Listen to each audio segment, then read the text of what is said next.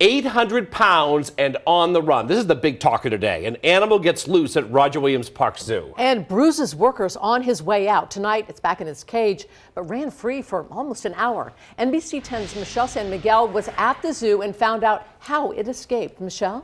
Well, Patrice and Dan, that animal that escaped is called a takin. It's a mix between a goat and an antelope. As you can see, it has some pretty impressive horns. Well, this takin injured 2 workers before charging out of its enclosure.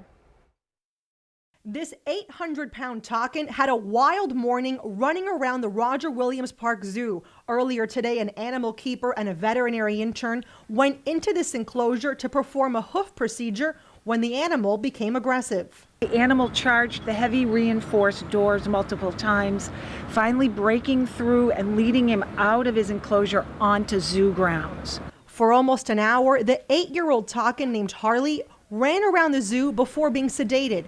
A zoo spokeswoman says the animal was always within sight of employees. Our recapture team was immediately activated and was prepared with tranquilizer equipment and rifles as backup. Providence police responded to the zoo as employees waited outside of the gates. All of this unfolded before the zoo opened.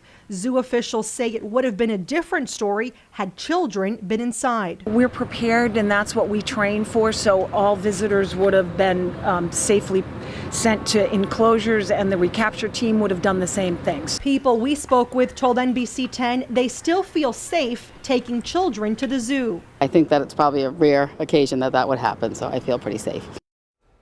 Now, those 2 staff members were pretty bruised up but did not have to go to the hospital. The zoo plans to do an internal review but says staff members did not do anything wrong. In the studio, Michelle San Miguel, NBC 10 News.